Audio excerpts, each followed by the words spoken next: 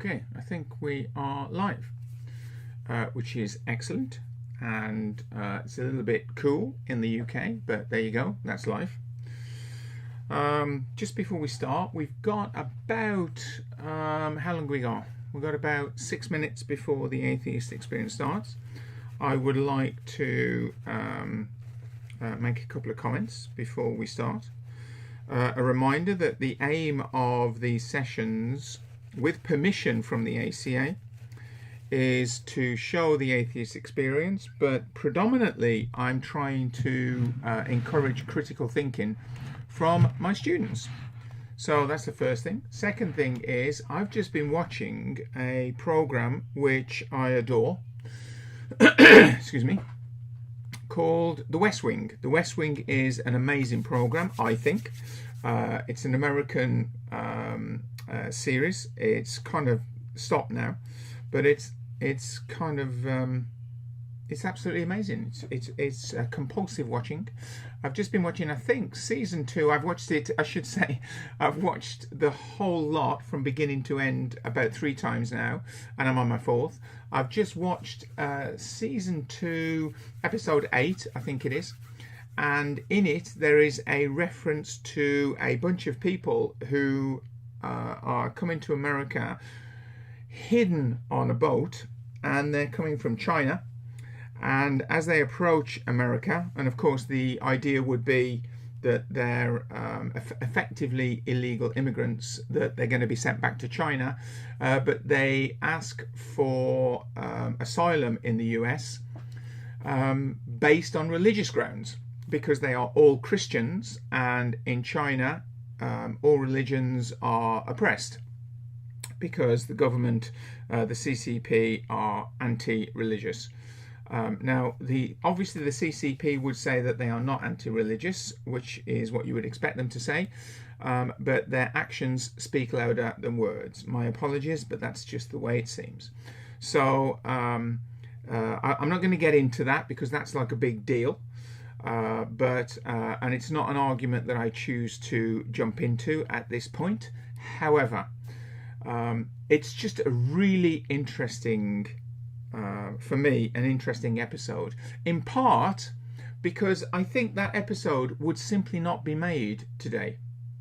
There is no way, I think, this is just my personal view, of course, there is no way that an episode of a TV program would be made where the company, the organization that's creating the TV program, would want it sort of like franchised or, you know, sent out to the world so that the world would buy it. There's no way that they would want to ignore the Chinese market, because the Chinese market is way too big, huge. So I think the idea that they would create a program which effectively is attacking the Chinese government by suggesting that they are anti-religious. Okay, you're all right. That noise in the background is my dog, who has decided she wants to leave the room. And bizarrely, when she stands on her back legs, she's bigger than me. And there she goes. There's no way that an episode of any program will criticize the CCP. At least not and want them to, at least not and want them to have a chance of it being sold in China. So there's no way that would happen. And I think that it's quite interesting for me that, excuse me when I take out my watch because it needs charging up. What is this? This is the, gosh, I can't remember what's the forecast or the Forerunner 235, which is absolutely amazing and really useful when I'm riding the bike and trying to imagine that I'm fitter than I think I am. There's no way that we could do that nowadays. It just wouldn't happen. And I think that in part there's something wrong there. Freedom of speech is a really important thing that we have, and we should protect freedom of speech. Freedom of speech sometimes means that people will be allowed to say something and you will not like what they say. You will be offended by them. Freedom of speech accepts the fact that we will be offended. However, Freedom of speech also means that I can listen to someone that I vehemently disagree with and I can challenge their views because I've heard what they've got to say. Freedom of speech allows crazy decisions to not be made. Freedom of speech in a democracy is the opportunity for some idiot to speak what they think and then for somebody else to say, okay, that is rubbish, that is bull, and I'm going to challenge you on it. And we'll work through this together, hopefully with a dialogue, and we can try and not have crazy moments where crazy decisions take place. Freedom of speech is really important in society. And if you've never thought about it like that, and forgive me if you have, if you've never thought about it like that, then you should think about it like that and always take a position, if you can, is my view, of supporting freedom of speech, supporting the idea that we should have freedom of speech, and that if anything challenges it, then we fight against it. Okay, so I'm kind of coming to the end of my mini dialogue here. I'm not going to bore you with any more of it. No doubt there will be bits that come up in the Atheist Experience that's about to start as I look on my screen here, and I'll shoot over to it in just a second. Yeah, hopefully if you agree or you disagree, by all means shove it in the chat box, and if we don't get a chance to talk about it now, then we can talk about it kind of afterwards. I'm very happy to chat to people in the chat afterwards when this gets posted up. I'm also very happy to contact people individually and chat about anything and everything. So I'm happy to talk about China, the CCP, freedom of speech. I'm also happy to talk about the West Wing, which, as I said, is absolutely amazing. But I'm going to switch now to the Atheist Experience because that's about to start. And really, to be honest, guys, genderless guys, that's what we're here for. So let's shoot over to it. So you think that you can tell us how to live our lives, never questioning the thoughts from which your moral code derives. You think that suffering is part of some great plan that's been devised. I wonder,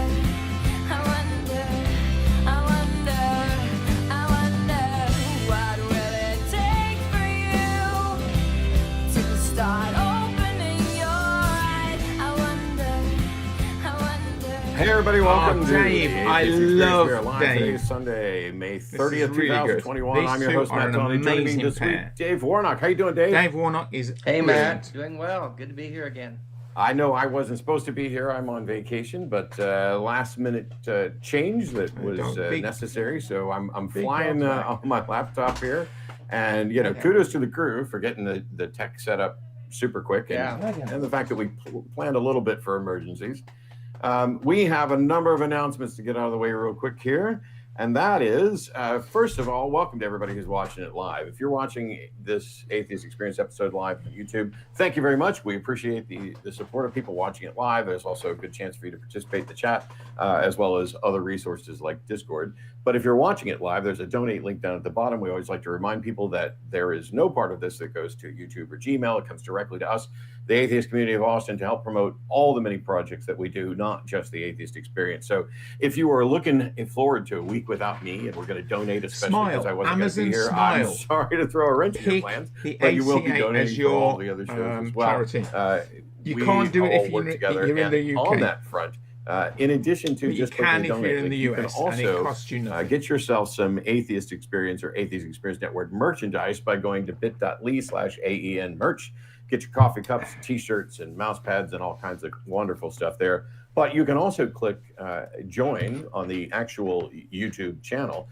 Join as a member there for as little as 99 cents a month. Get yourself some fun emotes and be able to participate in the chat as if you were special, because you are. All of you are special. We're all special in our own way. Absolutely are thrilled by the support. You can also go to patreon.com/theatheistexperience and support there as well. But that's not the only thing. It's not just about, oh, how can you contribute to us? It's how can we contribute more to you? So head out to the Facebook groups. There are 2 new Facebook groups that we like to direct people to as well. There's the Atheist Experience fan page. That's facebook.com/groups/AXPFG. And then there's the private, super secret, awesome fan group, AXPFG is the link there for that. If you are not familiar with the other programs that the Atheist Experience Network produces, or if you would like them as an audio podcast, there is an AEN podcast channel. That's tiny.cc/AEN podcasts, plural. And there you can find Atheist Experience, Talk Heathen, Secular Sexuality, Truth Wanted, all of our various content, including Nonprofits, which is now airing on Sundays between Talk Heathen and the Atheist Experience. And all of this is possible, including this last-minute change, because of probably the best crew as a part of any show anywhere on the internet. So thank you. Let's get them up there so that you. Oh, look at them! Look, there's people doing stuff so that we can all have fun and do a show. How you doing, Dave? It's good to see you. I'm well, Matt. I wasn't expecting to be able to be here with you, but they found you, and you're here, and you're a pro, so you should be able to jump right in, right? And I can't imagine anybody wanting to do a show without you. I mean, I know that people want to call in and argue with you specifically, so I'm sure there are people going, "Oh, Matt's here." Well, you know, I'm on vacation, and I can do shows on vacation. I can do shows when I'm at home. Life is just one big chance to do these shows. But I'm thrilled because, you know, I know that you were going to do the show with Jim today, but I'm always looking forward to hanging out with you more. So yeah, man, thrilled you're here. We got a ton of calls. Yeah, you ready to dive in and talk? Let's to some go. people? I see that, man. The board is. I got one I want to get out of the way right off the bat. Let's see here. Excuse me. Should be Zeno on the air. Welcome. How are you? Oh no, not Zeno again. I'm good. How about you? Pretty good. You said you were calling in, I guess, for the second or third here. time now to present evidence for a deistic God, right? Yeah, I think it's like 4 or 5 times.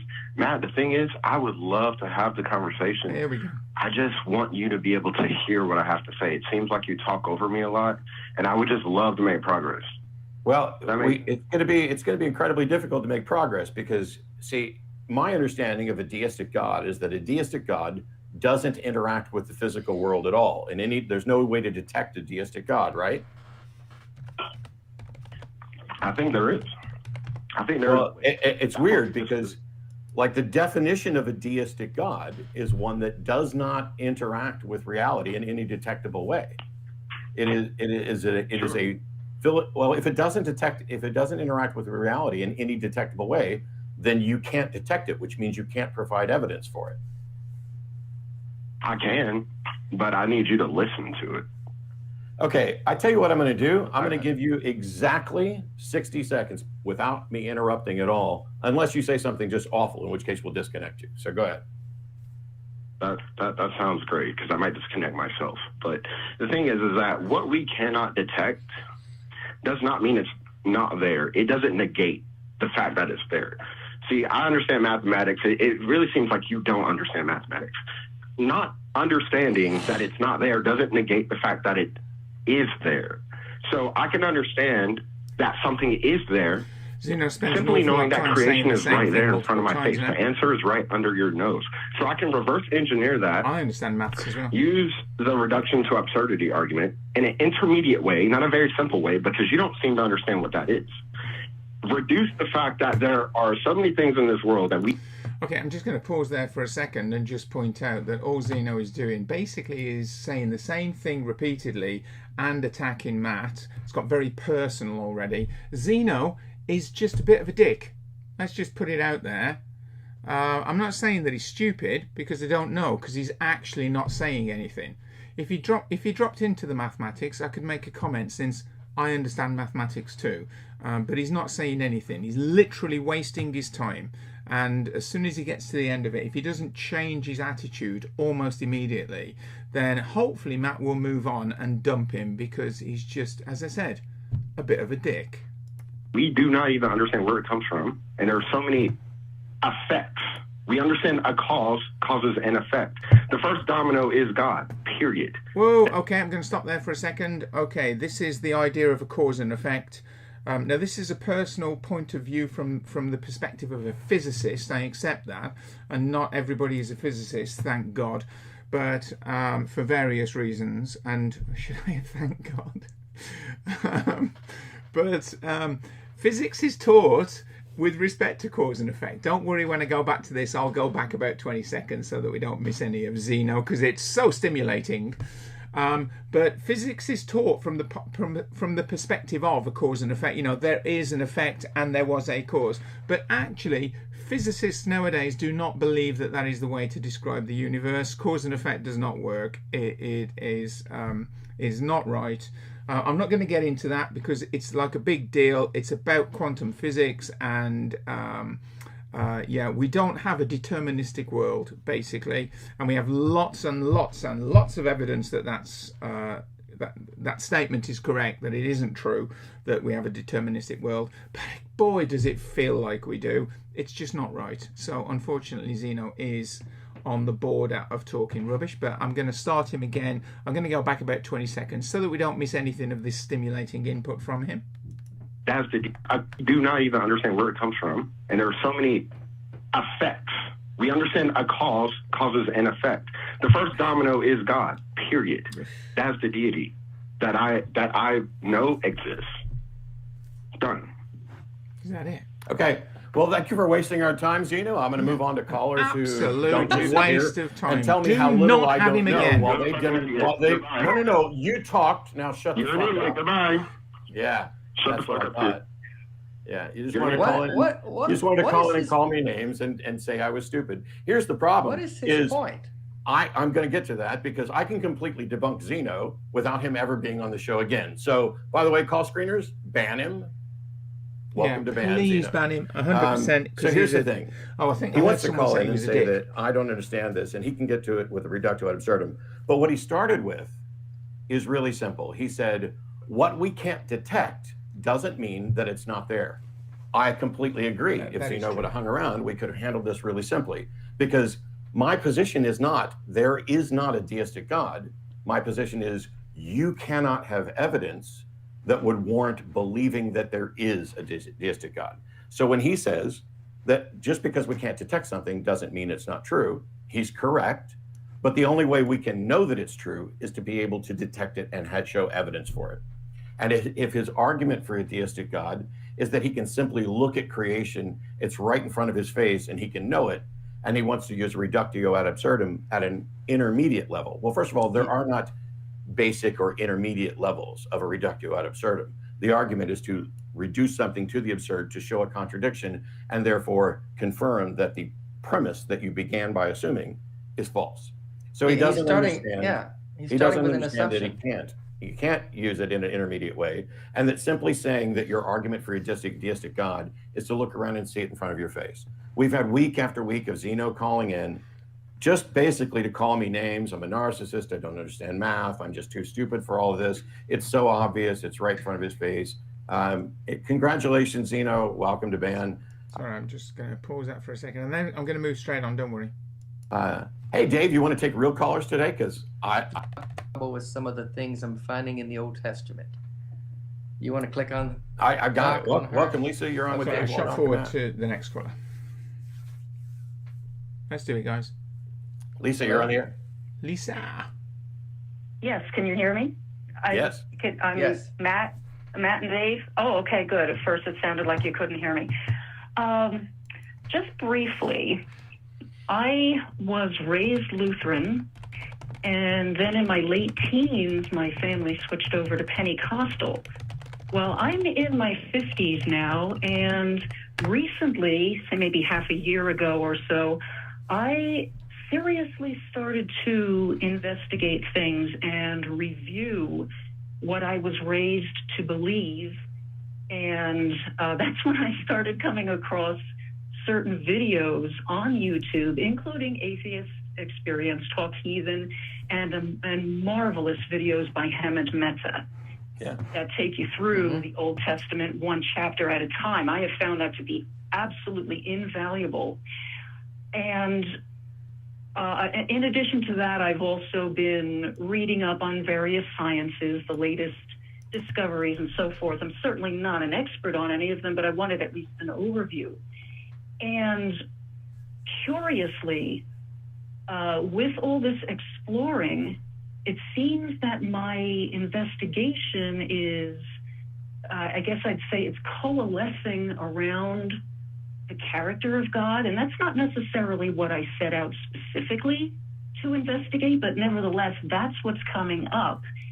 And just very recently, I was reading 2 particular chapters in Exodus, and I saw a certain debate yesterday. In fact, Matt, you were in it with Glenn Scrivener, if I hope I'm pronouncing that name correctly. I believe Glenn and I did a debate when I was in the UK on I think it's Justin Brierley's Unbelievable show. Yes, that's it. Mm-hmm. Yeah. Anyhow, 2 relevant to the character of God, 2 red flags have popped up in my mind. I'd love to run them past you, gentlemen, in case you have any insights or suggestions as to what may be good reading for me on this topic. Come on, girl. The first red flag is a comparison, for lack of a better term, between a couple of things I read in Exodus 21 and Exodus 26. And in fact, I'll briefly interject that, yes, as I grew up, I was aware of some of the bizarre atrocities in the Old Testament, such as Abraham being commanded to sacrifice Isaac. But there were quite a few things I had absolutely no knowledge of. But thanks to a bunch of videos by you, Matt, and other people, I've learned quite a bit, particularly regarding slavery. But the only reason why I mentioned slavery tonight, it's not the usual argument, because as far as I can see, there's nothing to debate there. Clearly, sure, the Bible condones it. I mean, there's just no debate on that. But specifically, when we get to Exodus 21, verses 20 and 21, particularly 21, when it says, "But if the slave survives a day or two, the slave owner is not to be avenged because the slave is his money or his property." And, you know, unless I'm mistaken, that seems so utterly cavalier to me about, it's so utterly discarding of a person. And then if we hop over to Exodus 26, which I started reading recently, verses 1 through 14, they're all about specifications for the curtains that are supposed to be in a tabernacle of God. And this is one of the red flags that is coming up, and it absolutely breaks my heart. I won't deny that. But to me, it seems there's something really very disgustingly incongruous here.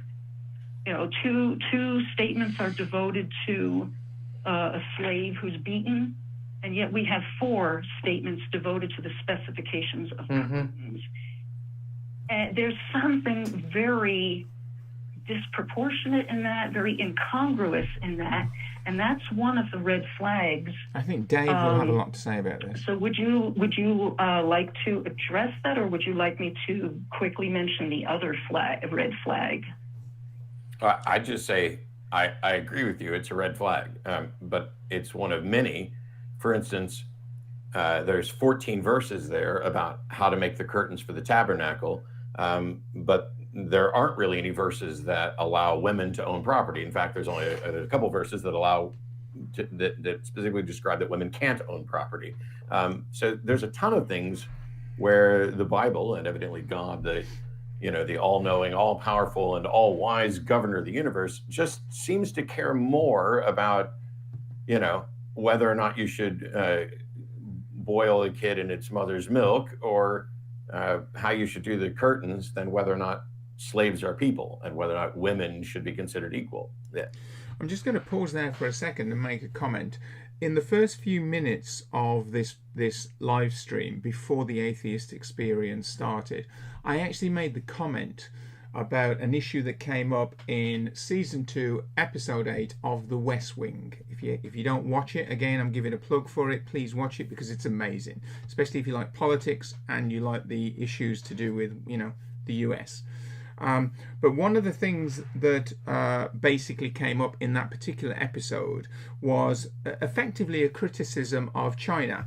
And what I said was, I do not believe that would be made today. That episode would not be made today. Nobody is going to make anything that they want to sell to the world as a kind of like a franchised, if that's the right word for it, TV program, if you're going to wind up the Chinese government, because they basically won't allow it. Like movies that are shown in China have to be approved by the CCP or they're not allowed to be shown, which is one of the problems that Disney are having at the moment. Because the Marvel Cinematic Universe, their next movies apparently, so I understand, are being effectively not permitted in China, and that's going to cause the sales to be far lower than they would expect. Well, here's a situation where you've got a book, the Bible, and if you want to take the Old Testament and parts of the Old Testament, then we're basically talking about the Jewish religion, Islam, and Christianity. They all have a book that is so anti-women, it's unreal. Why would a woman subscribe to any view, any worldview that is based on the idea that they are second class? Today, if you wrote a book that was like that, there would be hell to pay. You just couldn't do it. So it's unbelievable that basically the Bible is not cast down. We're very happy to cast down old TV programs and old movies that are negative towards women or treat women as second-class citizens, but we're not prepared to do that with a book that is so clearly anti-women. It's just unreal. Okay, I've said my point. I'm not going to get into it anymore because it's some people don't agree with me and think that women are completely equally portrayed in the Bible, and then, you know, they're happy with that and prepared to argue with me, and it's rubbish. So I'm going to go back a few seconds. I'll start again on this bit. Then boil the kid in its mother's milk, or how you should do the curtains, then whether or not slaves are people and whether or not women should be considered equal. Yeah. Dave? Which women are obviously equal. We could spend the next 5 hours talking about the various passages in the Old Testament that are problematic, and point out that the God of the Old Testament is a narcissistic bully. I mean, like you mentioned, the verses devoted to certain things that are ridiculous, and you just start with the 10 Commandments. You've got no mention. God is apparently more interested that we don't own graven image, or that we don't have graven images, than that we not own people. I mean, nowhere in the 10 Commandments is slavery even mentioned. And then you could just go from that on through the Old Testament. I mean, it's clear that the only way that evangelicals, and first of all, Lutheran to Pentecostal, that's quite a leap, by the way. But there's the only way that evangelicals and that Bible believers can make sense of the God that they want to worship is to divorce him from the Old Testament and somehow make him a different kind of God in the New Testament, a nicer God, a God of love. Jesus feeding the 5,000 and having little children come sit in his lap. But it's the same God. And the writers of the New Testament make mention of the Old Testament over and over again. So you can't separate this God from the Old Testament. He is, if you're going to believe in the biblical God, you're going to have to embrace the Old Testament. And that God is an asshole. And I've said, and Matt said, and others have said over and over, you could prove to me today that the God of the Bible is real, and I still wouldn't worship him. So I'm glad that you're seeing red flags. I don't know what you identify as now, whether it's still a Christian or agnostic or atheist or in between, but the best way for a Christian to become an atheist is to read the Bible, truly read the Bible and see what it says about their God. Amen. Mm-hmm. What was your other red flag? Right, and The other red flag So many. pertains to that video that I had mentioned, the one that you had done with Mr. Scrivener, and I saw it only just yesterday.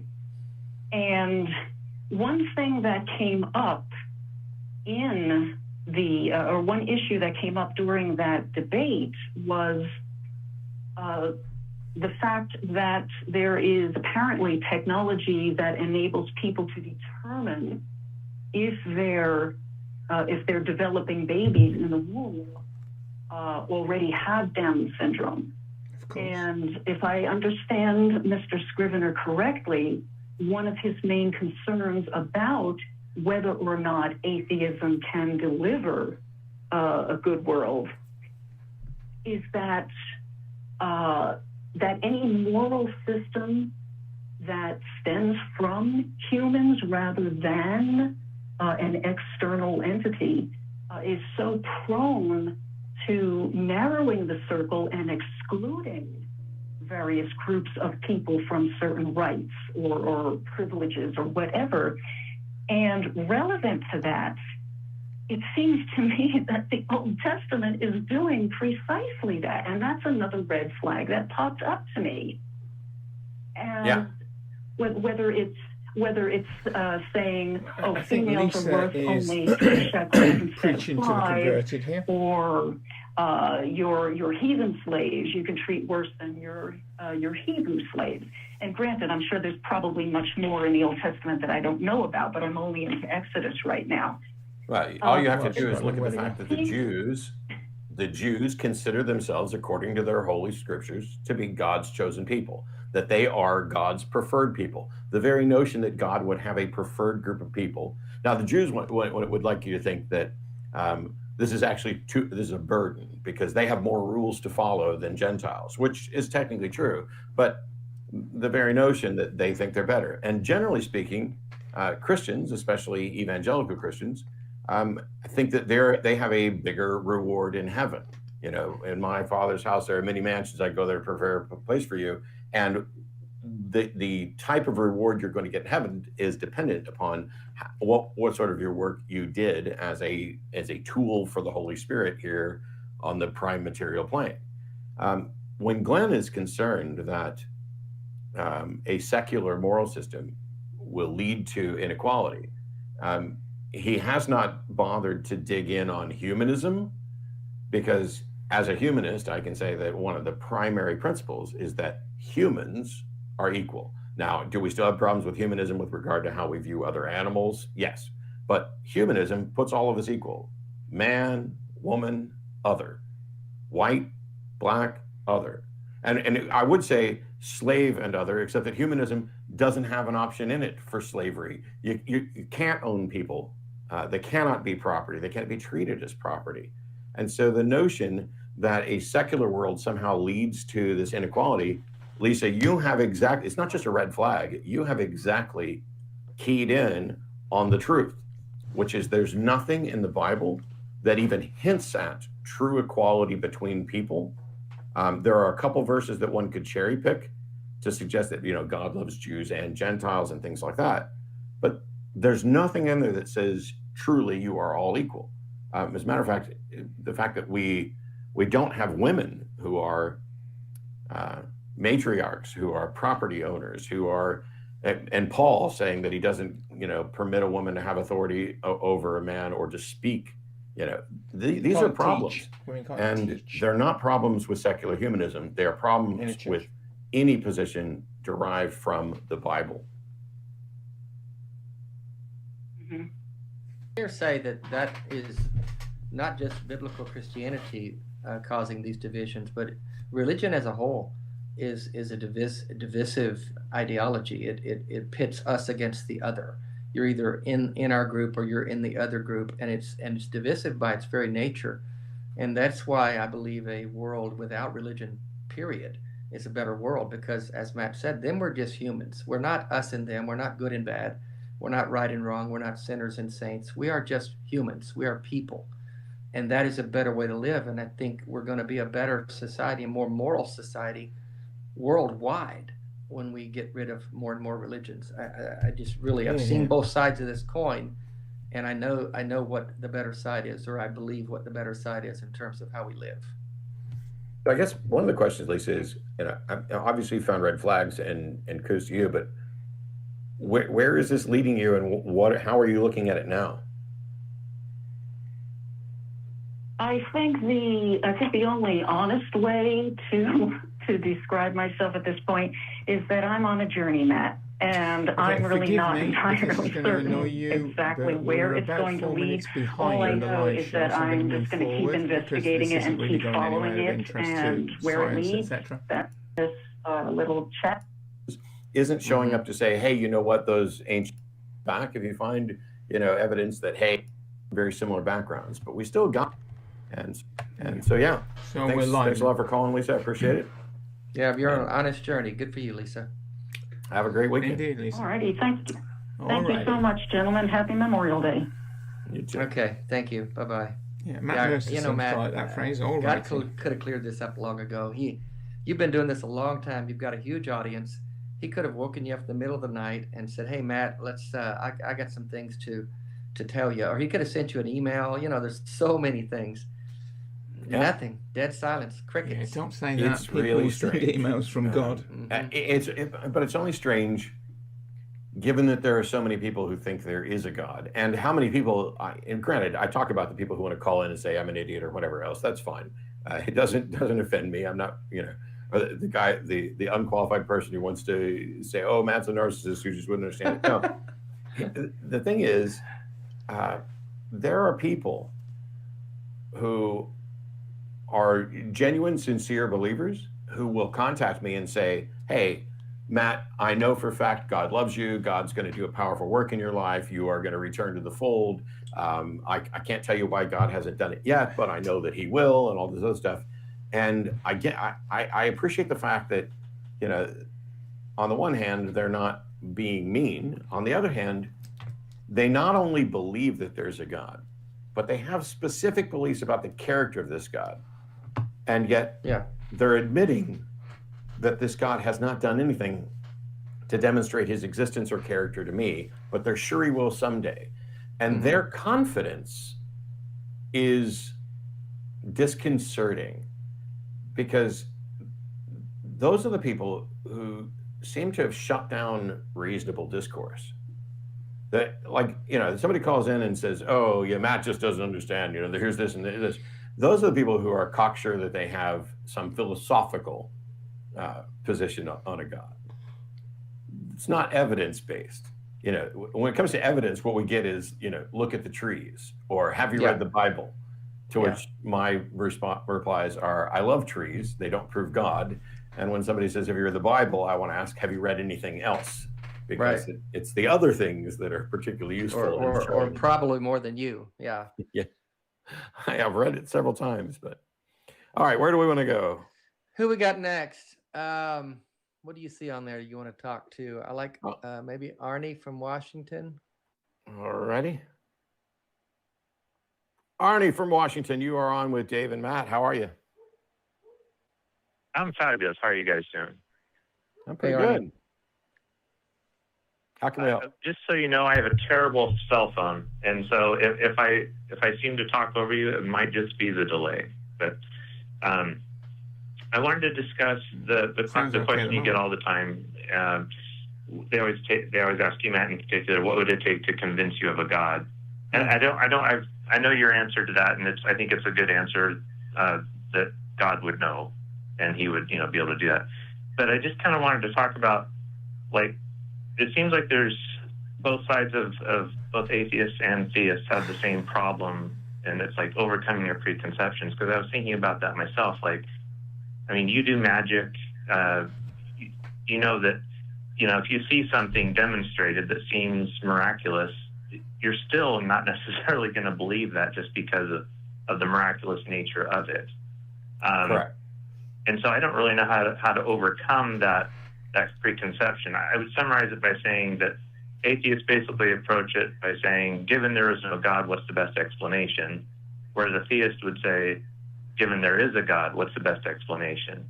And I would offer. Those are equal. No, that's no. I need not to offer a equal. correction on that, because the problem with what you're saying is here's how an atheist approaches it, and here's how a theist approaches it.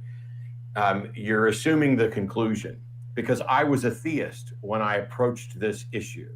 I was a Bible-believing, Southern Baptist raised, confident, fundamentalist, evangelical Christian. The difference was I was also a skeptic. I just hadn't applied skepticism to my religion. And so when I approached this question seriously, it became not, here's how a theist tries to, address this issue of whether there's a God, or here's how an atheist addresses it. It's about, here's how a skeptic addresses it. And so the real issue isn't, are you beginning as a theist or an atheist? Because that's a flaw. If you begin with the conclusion, obviously you've got some flawed reasoning there. But the real issue is to address the epistemology, or the methodology behind how somebody determines what's real or true. And for me, there needs to be evidence and a sound argument for a proposition. And what I found is that all the reasons that I had for believing in a God were not sound. They weren't based on good evidence, and they were logically flawed. And so if that's the key issue here, I want Dave to answer the question, because I've answered it many times. Dave, what would change your mind, or what would convince you that there's a God? Because that might help Arnie more than my answer. I think Just before we hear Dave's comment, I think it's almost an irrelevant question. Almost an irrelevant question. Because if there was some evidence that could be put forward to you that would prove that there was a God, and it would not be observing, for example, a miracle.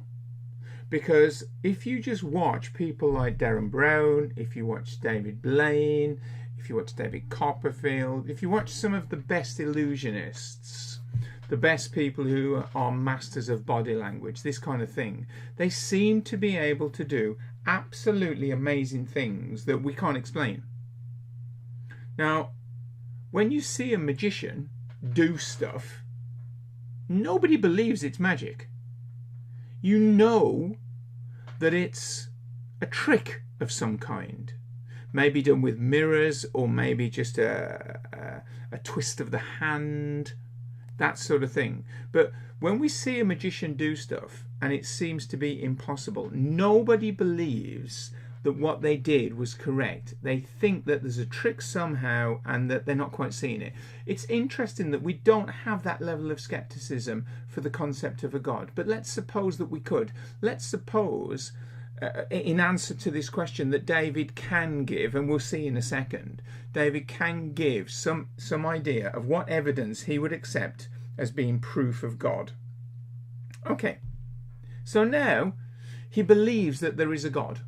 I'm not quite sure what evidence it would be. Again, it wouldn't be just a miracle. It would have to be more than that. But he now has whatever suitable evidence there is for him to believe in a God. But that doesn't change what God is. It doesn't change what God was portrayed at. Unless the Bible is completely rubbish. If we accept the Bible as being right, if God actually exists, then the Bible is correct. Then the Bible in the Old Testament and the Bible in the New Testament appear to be different, but God is all-knowing, omnipotent, and all this kind of stuff. So why should the God change just because of us? God is what God is. Therefore, the God of the Old Testament and the God of the New Testament, the God of the New Testament doesn't really pop up very much. The God of the Old Testament pops up an awful lot and is a complete and utter arse. So why is he any different, or it is any different, in the New Testament? So, if you actually could conceive of the concept that there could be some sort of evidence, maybe, that would convince you that a God exists, that does not mean then that you would worship it. Because would you really worship something that was as horrendous as the God of the Old Testament seems to be? And I would argue, no, you wouldn't. The only reason you would worship something like this is out of fear. Fear for your life and for the life of the people that you cherish. And that's not really worship. So anyway, let's get back to Dave's answer, because I genuinely, obviously paused it live. I have no idea what Dave is going to say. I think what Arnie, Dave, what would change your mind, or what would convince you that there's a God? Because that might help Arnie more than my answer. I think what's been said many times by many other people is that incredible claims need incredible evidence. I mean, it's one thing for Matt to do a magic trick with some cards or rope or something. It's a parlor trick, yeah, or to remove his finger. That's a parlor trick. There's really not a lot weighing on that. You know, whether or not he really pulled his finger off, or whether that was an illusion of some kind. We can debate that. We kind of understand that he probably didn't pull his finger off. That's not something most people can do, or anybody can do. But when you make a claim that a God has a right to your life and a Savior saved you, and your eternal destiny hinges on what you believe about that and what you profess about that, that's an incredible claim, and it has a lot riding on it. So I need some incredible evidence for something like that. And more so, when the God that I believed in most of my adult life was a God who was involved. He answered prayer. He directed you and guided you and those kind of things.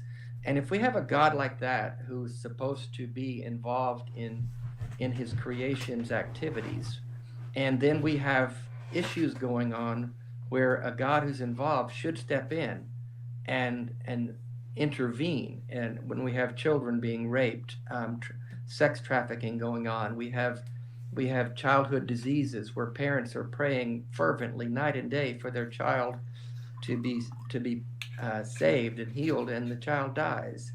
And the God who's supposed to be involved with us and compassionate and all-powerful is just not there. I would start with that kind of evidence, that there's a God out there who's involved with us. Otherwise, if it's a God who's not involved with us, what difference does it make? Big deal. There's some deist God out there who spun the top out into the universe and started the world, but he's not really doing anything. That doesn't interest me. If there's not a God who's involved with us, then what's the point of even calling him a God? And what's the point of worshiping him? So I would start with needing some evidence for that kind of a God, and I just don't see it. Never have. I want to give you some time here, Arnie, both to tell us what would change your mind and what you think about this, and continue on with, if we kind of sidetracked, if you had a different question.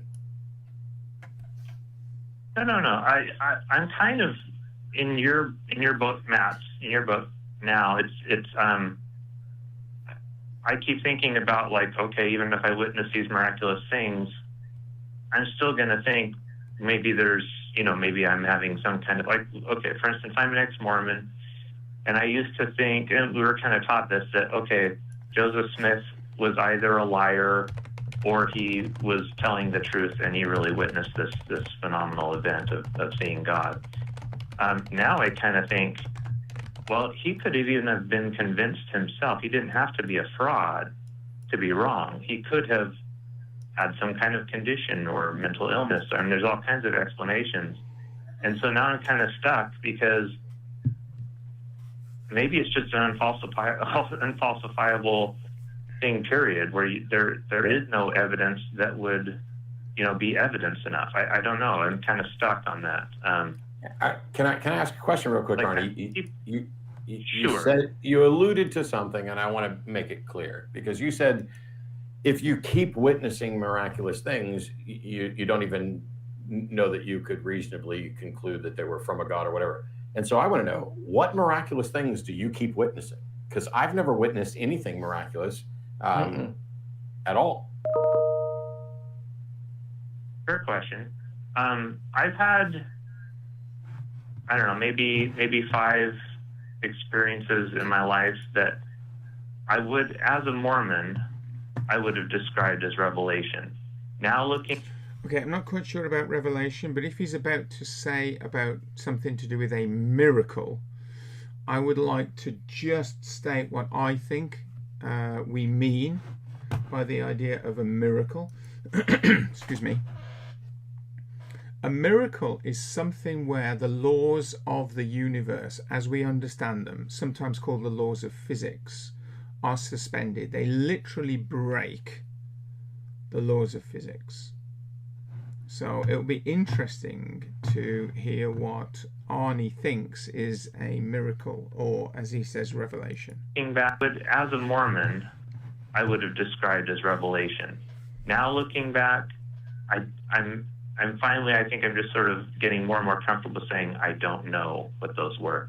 But each time what makes me a little bit suspicious that it might have been me is that each of those moments when I experienced this profound, overwhelming, comfort and love from what I felt like was outside myself, it was all those times I was in an extremely vulnerable emotional position. Oh, good boy. And so, but that doesn't negate the possibility that was some sort of, you recognize revelation or comfort from God. So I have a couple other questions. Sure. That might, and to be honest, these are questions that are intended to reach some sort of exposition. So without going into detail about what you experienced, I was reminded of a caller who called in recently to talk about how he was thinking about marrying this woman, and he prayed to God, and he said, God, I'm going to open the Bible, and I want you to give me a message. And he opened the Bible to a seemingly random place, and right off the bat, it basically, there was some passage in the Bible that said, do not marry, or something like that. And he took that as a message from God. And that was, by the way, his strong evidence. We said, hey, present your best case. What's your strongest evidence for God? That's what he presented. Now, when you talk about things that you consider to be revelation and you were in a low point, here's two things to ask yourself and consider. And I'm going to tie this to the other caller just so that you're on the periphery and I'm not coming at you. I'd love to ask the other caller if he thinks that God, the all-powerful, all-knowing, all-wise governor of the universe, is allowing children to starve and get malaria and allowing wars and sex trafficking, but took time out to send him a vague message by having him open a book and find a particular scripture that he could interpret as if it were from God. That doesn't make sense to me. Dave's talking about we need a God that is, that is interactive or that is participatory with us. It doesn't make sense to me that if God actually wants to tell you, hey, don't marry this person, that you would have to open a book and find a passage. And it doesn't make sense that this God is keen to play your particular game, not you, obviously, Arnie, but your particular game of, okay, God, I'm going to open the book now, and I'm, whatever I find, that's what I'm going to do. I would think that if God has a message for you, why can't he just tell you? Why is there any ambiguity at all? Why could you ever be in a position where you think at one point you got a message from God, and later you're like, maybe that was me? Because I would think if there was a message from God, not only would it be clear to you instantly and forever, but if you ever had a weird doubt, God could clear that up for you. Clearly, if God's given you one message, then he should be able to give you another one and confirm, yes, in fact, that was me. I did send you that message. I did give you that piece of revelation. And the world doesn't make sense if that's true, but it does make sense if people credit a fictional God with things that they don't want to take responsibility for, or that they aren't sure they can take responsibility for. A little bit to that, and then I'll let you respond to that. But I like to think of it in terms of, I'm a father, and our Christian religion Bible tells us to think of God as a father, our Father who art in heaven, right? So I can't imagine any of my kids, me playing this kind of hide and seek game with any of my kids. If there were messages that I felt like were important for me to present to them, get to them, things that I felt like were important for them to know, and they came to me with a question, Dad, what do you think about this? I can't imagine me just spitting out some kind of a riddle and them going away confused and perplexed and wondering, and did Dad mean this? Did he mean that? What was he trying to tell me? It's such a mystery. What is he trying to tell me? And then me saying, you're going to have to figure that out. I can't tell you everything. Well, Dad, it's important. It's really important, this thing I'm asking you. Well, too bad. Here's another riddle. And that's kind of how God seems to do. And people, what you're explaining, maybe it was God, maybe it wasn't. Well, was it? Why is it so complicated? This God who wants to communicate with us, and apparently there are really important things he wants to communicate with us, but he just can't seem to get through. And I encourage you to ask yourself that. Why is he so damned complicated? Why is he so evasive and elusive? And of course, I have an answer to that. Like he's playing some kind of a game with us. Because that's what it sure seems like. Well, those are both fair criticisms. Let me give you my former Mormon perspective. Sure. Really? I assume you both saw Karate Kid? Yes. God almighty. Yeah, okay. So Yeah. a lot of the whole interaction with God, on, and having to trust and not understand what he was doing. It's kind of like when he had him, wax on, wax off, wash this, wash that. So when he was doing those things, he didn't know why he was doing it, but he was trusting in this authority figure that it would later on make sense, or there'd be some purpose in doing it. The problem is Mr. Miyagi. About The problem is Mr. Miyagi was real and was actually there communicating. This isn't just, hey, God gave me a message and I'm not sure what it means. It's, I got a message and I don't know it's from God. So it would be like Daniel walking over to a place where he's told there's a karate master, and he just gets the feeling that the karate master wants him to paint the fence. That's fair. That's fair. Yeah. Yeah. Well, I remember when I was a Christian, Come on, guys. Time everything to was move on, so I think. complicated. Just because And I'm whenever I assuming had that a there's going to thought be as a some Christian, I had to try to discern, theists is this from God? that are going to call. Is it from the devil? Could it be Satan? Or is it just my own flesh interjecting? Oh, And it was just always this puzzle late in the that I had UK. to try to sort out. There was nothing clear. And this was It is me trying my 11:20 best PM. to hear God's voice, trying my very best on a daily basis to hear and understand God's voice and It's God's been a will. long day. And yet, even with that, it was just this complicated morass of just whose voice is this? And it's just, like Matt said earlier, life just makes so much more sense when you take that out of the equation. It does, Dave. You're absolutely right, my friend.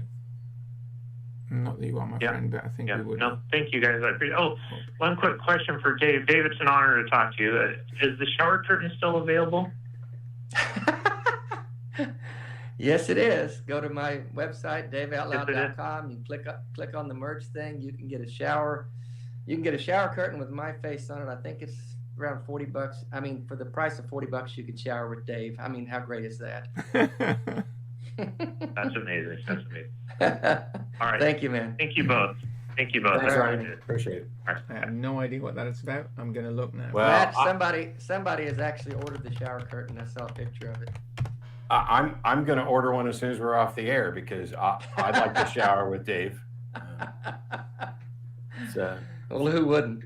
I'm getting side eye from the other side of the room now. But You should. You should. all right. I want to go to Israel. Okay.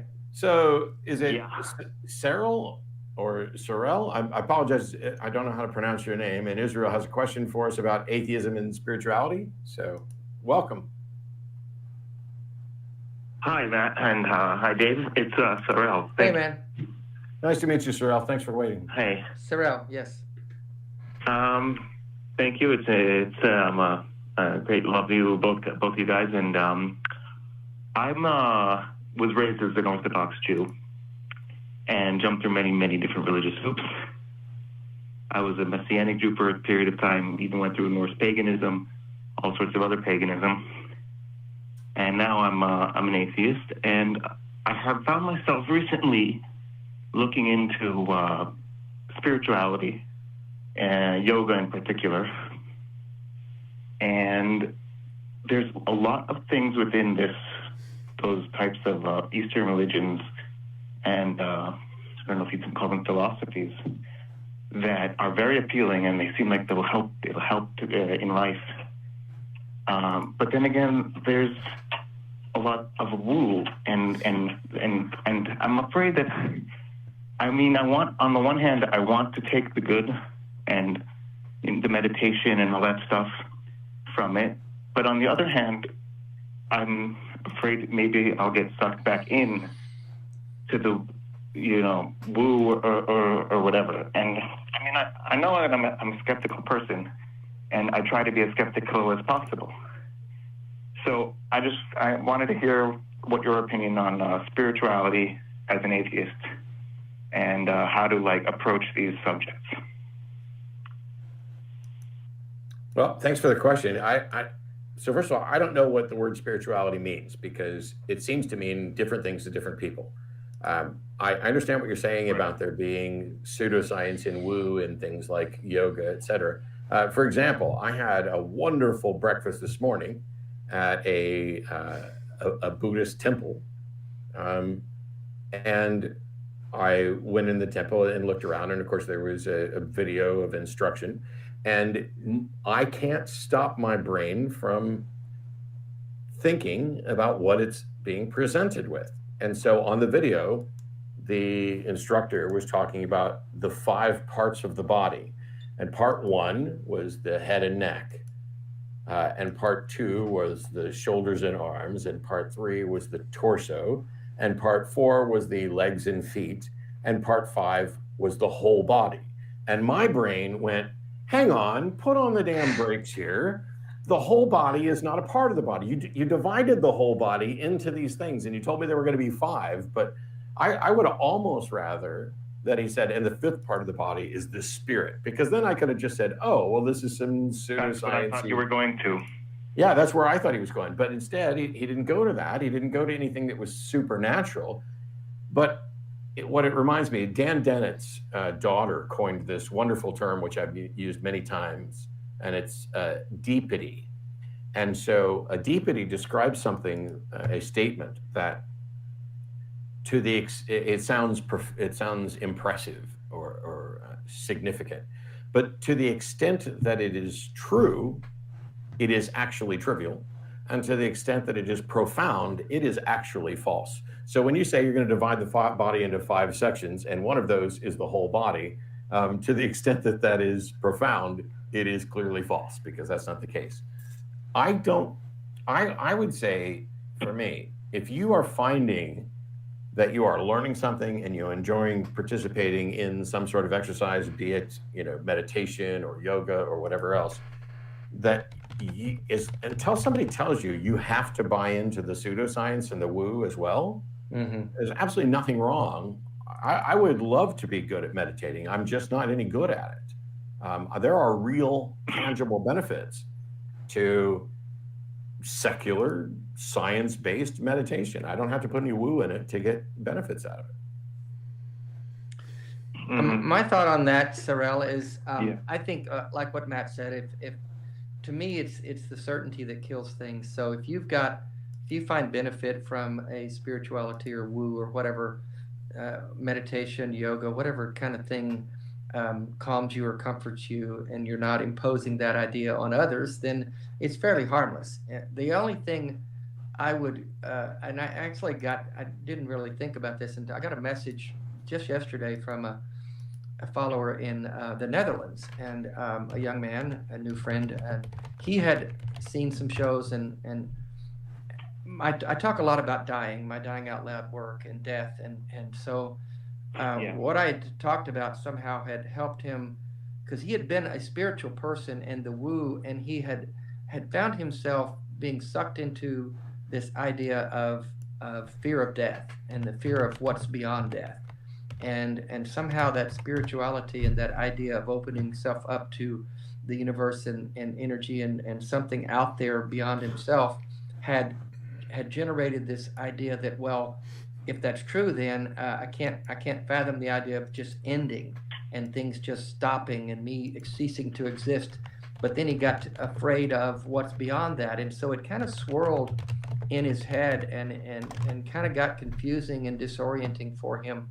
So that to me is a cautionary tale about opening up to ideas that there's not evidence. My departure from Christianity was complete, and I never felt the need to go look for a nicer God or some other form of spirituality to give me comfort.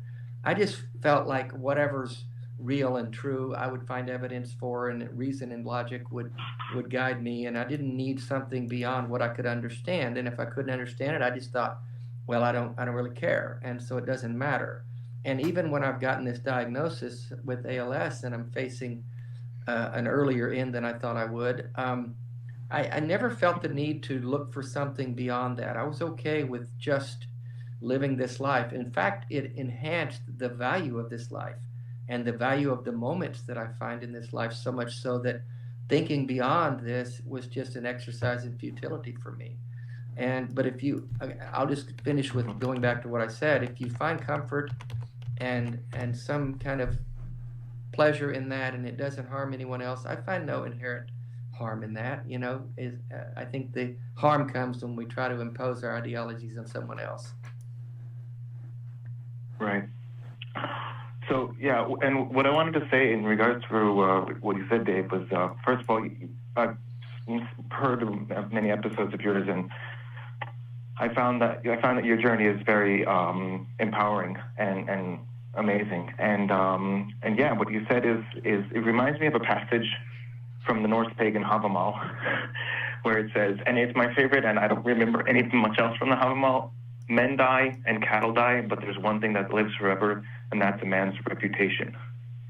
And I try to live my life by that, because I don't know if I'm going to live forever or not. I don't know if there's an afterlife or not. What I do know is that once I do die, the only thing that people remember of me would be my reputation and what I left here for humanity. And yeah, that's good. So your story, reminds me of that a lot. And yeah, I mean, and like what Matt said regarding to don't know the definition of spirituality. I mean, I've heard that a lot. I've listened to a lot of episodes. And the thing is yeah, everybody has a different explanation for spirituality.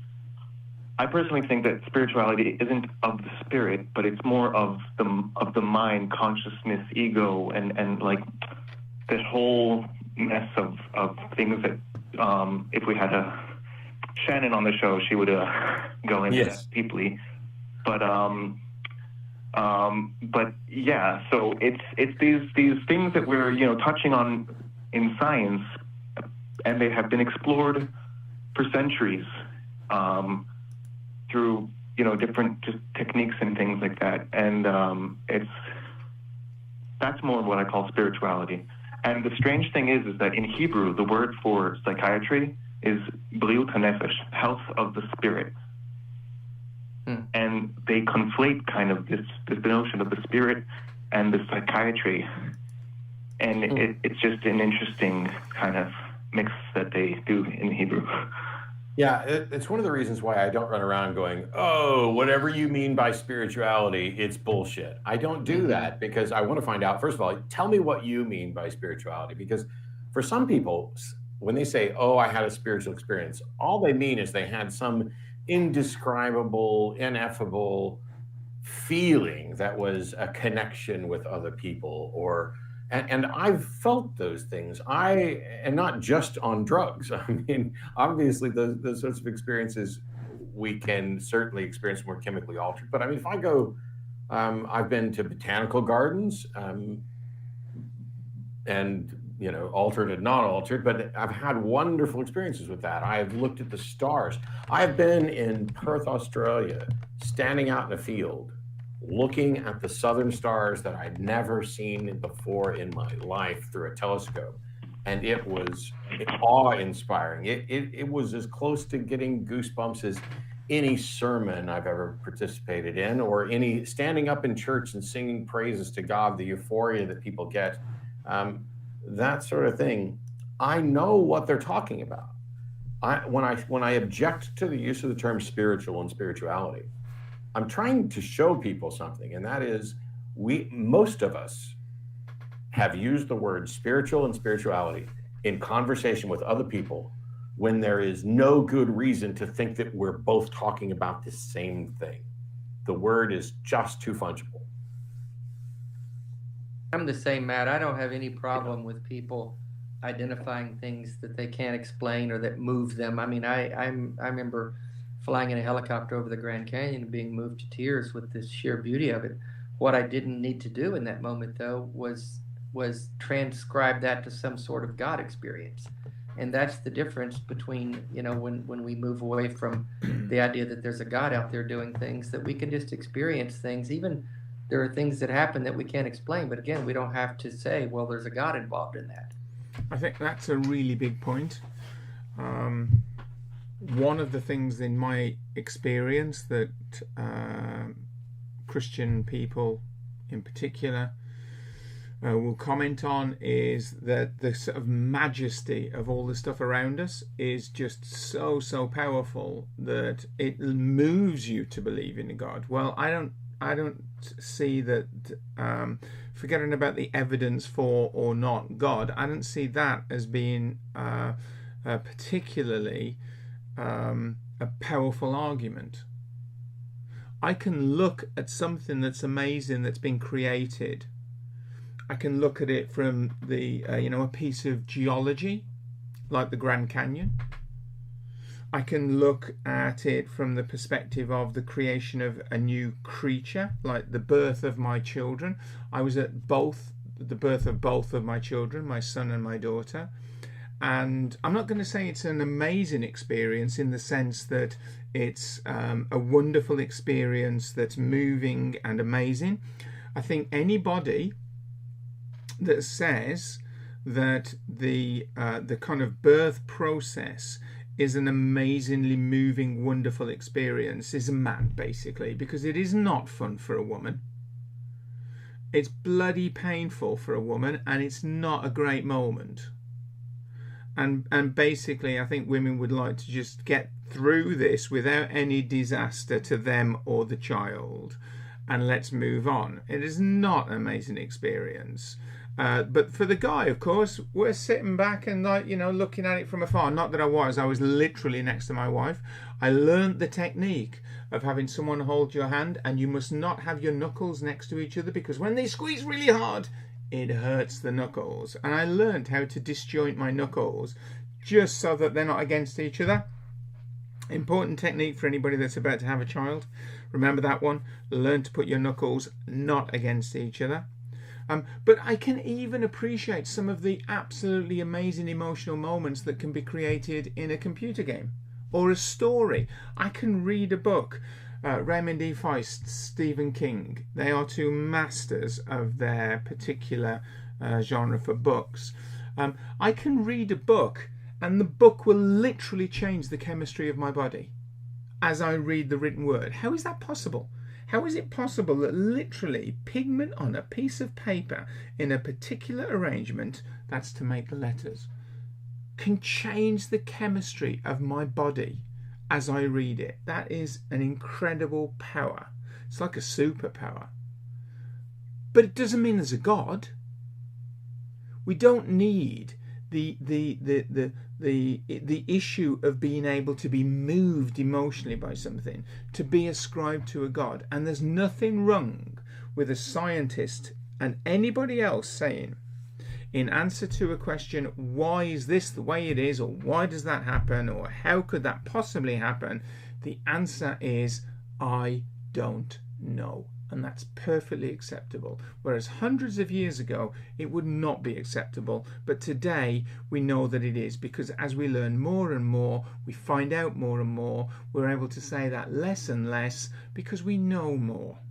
Moving on. The idea that there's a God out there doing things, that we can just experience things. Even there are things that happen that we can't explain, but again, we don't have to say, well, and if anybody wants to chip in with a comment, so at the moment there's only one comment in the live chat, really which is from fine. me. It doesn't matter. Somebody chip in, just say hello. What I want to say about that was that when it comes to the Eastern religions, Buddhism and yoga, and you might know, is that yoga, they, like Buddhism is technically they're atheists. Mm-hmm. But they have these things, and they have like this whole the deeper I and the dharma, the universe kind of eternity. Can I get an hello from you? Essence. Take those stuff. fingers, and apply them to the that's keyboard. where Hello. I'm trying to like not Maybe get lost. finish in, it with the John. Hello, John. It's Come on, very you know you interesting can the do whole it. where like so a friend of mine said there's the mind and then there's I behind the mind. like when you're looking at the world through your mind, who's doing the looking? And it's like you get in, and I'm not sure if that's, like you said, is that a deepity or is that actually something that I should go into and explore? That makes me happy. It's I think quite often what we're seeing is metaphor. That when they're talking about the mind's eye, they're not talking about an actual eye or an eye that's tied to something supernatural, but a metaphorical eye, which is it could be viewed as your brain builds a model of reality, and if you had a metaphorical eye, it could build a model of reality that is different. Now, where I have problems with, I have lots of problems with, for example, Buddhism, because they have issues with class inequality, same as Hinduism does, and they have issues with slavery and human rights and things like that. And there is potentially a lot of woo there.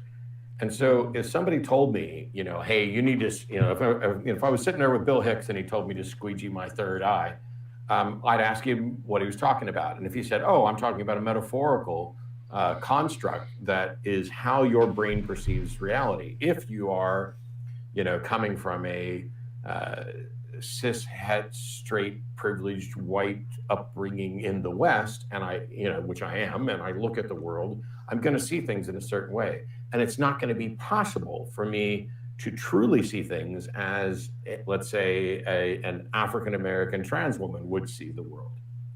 But it may be possible for me to get closer to that with some sort of training in how to force my brain to model the world from a perspective that was once foreign to me through this process of familiarization. And if that's what somebody meant by, hey, let's get the eye behind your brain, I could get behind that, because all you're really doing is saying, we're going to train your brain to think about things by removing as much of the baggage about you as possible. And to some extent, my limited understanding of some versions of Buddhism, that this death of the self, I think that's what they're trying to do. I don't want to, I don't understand it, and I don't see it as anything that we need to put into language that would be confusing or spiritual. Yeah. I appreciate the call. Thank you, Cyril. Thank you very much. Have a great weekend. Thank you. Hey, Matt. You too. Yes, sir. I know who you want to talk to next. Yeah. We're going to find out why God will allow slaves. We've got Jacob in Connecticut. Okay, this wants is going to to be an explain to us interesting why one. God would allow slaves. I don't know if you've ever talked about slavery on this show or not, Matt, but it's a good Once or twice. now. Okay. So, hey, Jacob, welcome to the show. You wanted to tell us why God would allow slaves. I'm predicting this is not going to go well. Yeah, I had a thought that I wanted to run by. It's not necessarily scripture, but it's inferred through scripture. Even worse. So I've listened to your show in the past. Slaves is a recurring topic. And so I've been thinking about it, and my answer that I would come up with is that God never encouraged slavery. If you can find a Bible verse where he encouraged it, then I would start to agree with you a little bit. But okay, hang on. What you said is that you were going to defend why God would allow slavery. And personally, I don't care, but I mean, if you're going to come up with something, but when God could say, "Thou shalt not own a human being as property," but instead he's presented as saying in the Bible, "You shall buy your slaves from the heathen that surround you, and that these slaves are your money and your property, and that you can pass them on." How is that not God saying it's okay? Jacob is going to get burned. What I would say to that is, as far as him making it a commandment, I don't know that one. But as far as like the ordinances that my opinion, it's not that he's saying it's okay. He's saying you guys are going to do this anyways. So because no, Jacob, you're about to make yourself look really foolish, and I'm going to save you from that. So I expect to thank you when I'm done here. I don't know why you are bending over backwards to try to find some excuse for why the Bible permits, endorses, sanctions, and allows for slavery. Okay, and just before Matt goes on, because I'll go back 10 seconds there. Come on, guys. Genderless guys. Come on. Slavery cannot be acceptable. The Bible, if you haven't looked into it, then just look into it. Just type slavery on the Atheist Experience. You'll pick up a million views of it. They all basically say the same thing. The Bible endorses slavery. There is no way of reviewing it in any other way. You cannot own people. It is unacceptable to own people as property. So don't try and bend over backwards to allow this to somehow be acceptable. It is not acceptable to own people as property. You wouldn't want to be owned as property. You wouldn't want to be a slave under the rules of the Bible. You wouldn't want the person that is owning you, it is not like work, the person that is owning you to be able to beat you within an inch of your life, and as long as you don't die within 2 days, you're okay. Nobody bloody died, nobody gets harmed. The person that beat the crap out of you is absolutely fine. That is unacceptable. There is no way that this should be allowed. And there is no way that this is moral, and there is no way that this is right. Okay? I went a bit OTT there. Forgive me, guys. But I'm going to go back.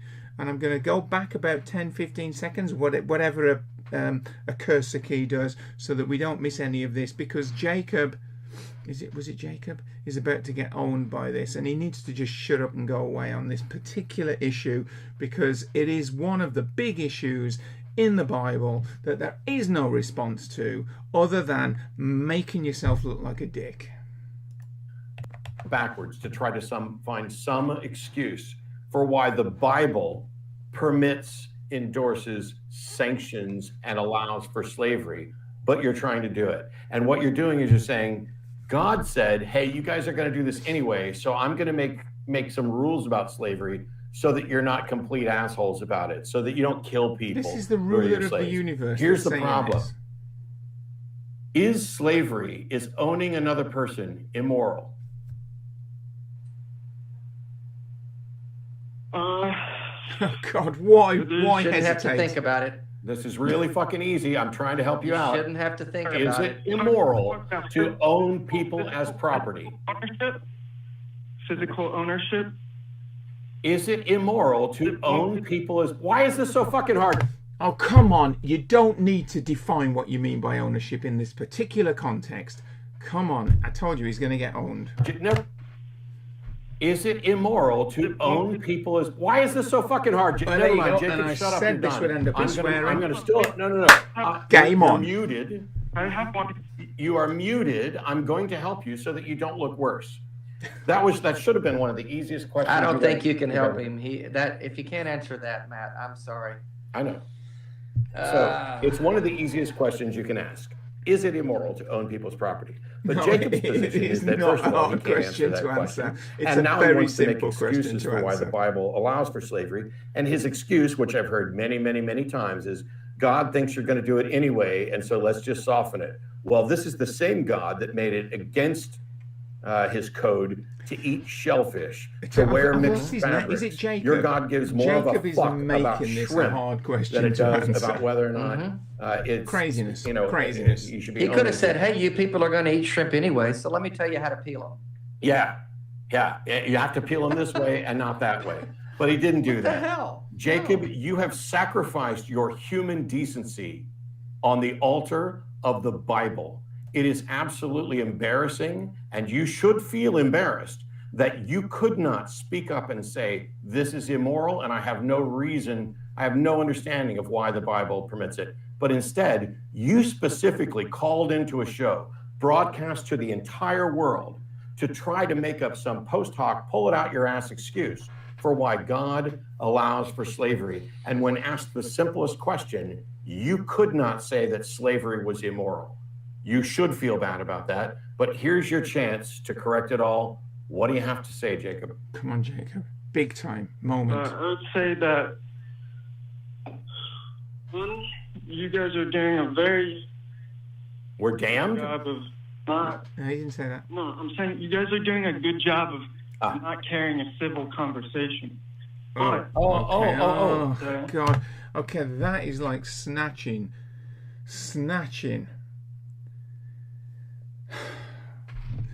From the gates of victory, you snatch defeat. That's what that's all about. So your response to me... No. Okay, let it... explain it to us, Jacob. Explain your... Go ahead. You guys have interrupted me before when I'm going to drop you like a hot fucking rock. I have done everything to help you.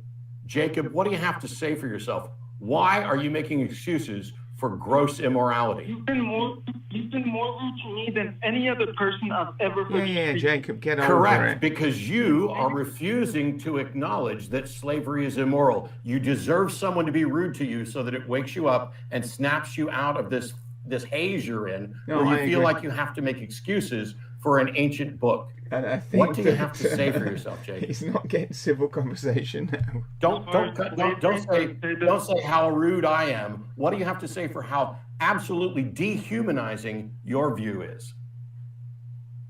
If you would let me answer, I would say that the culture back then was extremely different in terms of knowledge, in terms of resources, in terms of... Jacob, you're not listening and you're making excuses.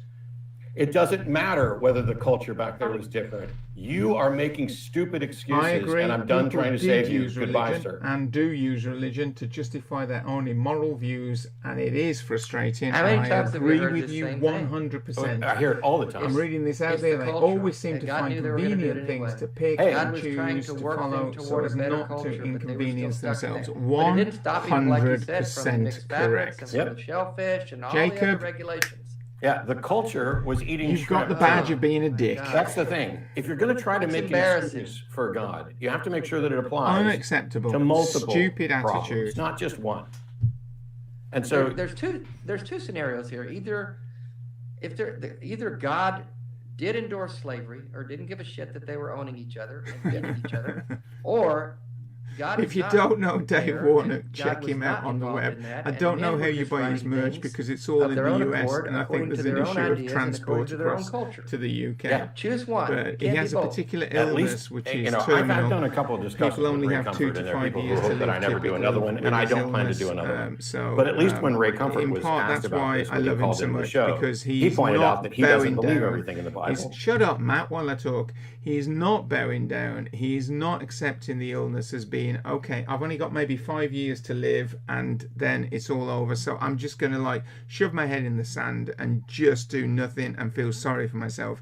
He's getting off his arse, or actually he's sitting on his backside now, and he's doing something about it. And Dave is a real credit to mankind.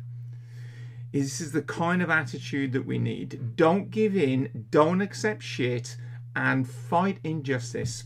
Okay, so I don't want local heroes to come up and start rising. So just let's relax about that and carry on. I was asked about this when he called into the But show. I do love Dave. He pointed out that he doesn't believe everything in the Bible and that he believes slavery is immoral. Now, I don't know why. Well, I do know why. He's Jacob got can't do ALS it. if you want to check Jacob's, it out. you know, oh, well, maybe to God what did it is for this ALS? reason. Maybe God did it for that reason. Please stop making excuses. It's much better if you would just say, hey, that part of the Bible is immoral and I don't understand it. That part of the Bible is gross and it should be rejected. I think if you're stuck in the mindset, and here, that's where I was too, that everything in the Bible is true. It's all God's written word. It's infallible. It's inspired. So you can't dodge any of it, because if you dodge any of it, then you're cherry picking. Yep. And that was not something we figured we could do if we were Bible believing Christians. So I think Jacob falls in that category where he's got to defend it because it's written. And Yep. it's just a terrible position to be But in. he can't defend It is terrifying. I mean, Busted. I wasn't kidding. You know what would have pleased me more than anything is for Jacob to say, wow, I hadn't thought about that. Thank you. I mean, we know that's not likely to happen. But well, he said at the outset that he had heard the show before, so I thought, why in the hell is he running this argument back around? Yeah, don't call but if my question AXP, is, it's not what do you have to arguing say that for yourself? slavery is And you come back with, well, you were rude to me. Well, you fucking deserved it because you dismissed the bulk of humanity and human rights and human equality. And you did it. You sacrificed it. So first of all, that's the way the culture was. God was just working with them. What kind of weak-ass God do you worship that he can't tell people, thou shalt not own humans as property? Oh, yeah, he's thou shalt not steal. He's bound to the culture.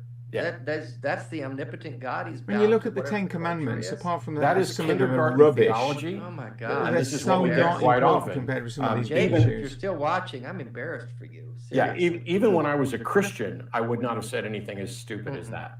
That is such a low level of that is somebody who's never looked at the Bible. And on that front, I'd love for Jacob to just sit down and think about it, but Jacob already showed that when pressed, he's just going to say that I'm rude and I interrupted. So it's easier to do that than to actually have to examine his own ideas. Jacob, you may be correct, Jacob. I may have interrupted, but at least I don't sanction slavery. We have. Where are we going next? Differential. We're going to take Walter in Washington versus time quite is a while with some question Cinema. about objective moral oughts or a way to prove them. How you doing, Walter? Hi, Matt. Thank you for taking my call. I'm my first caller. You know. Okay, thank you for taking my call. Yes, sure. It's about moral oughts. A little bit of history. You know, in your conversations with Cosmic Skeptic, I saw that the issue of morality, and especially objective morality, is something that is like we're at the disadvantage. We're going to drop into philosophy. So I'm having a hard time understanding you. Oh, sorry. Maybe my microphone is. Can you hear me better? That's a little better. So you wanted to talk about how we can derive moral oughts, because I don't think we can, and so you seem to think we can. So go ahead.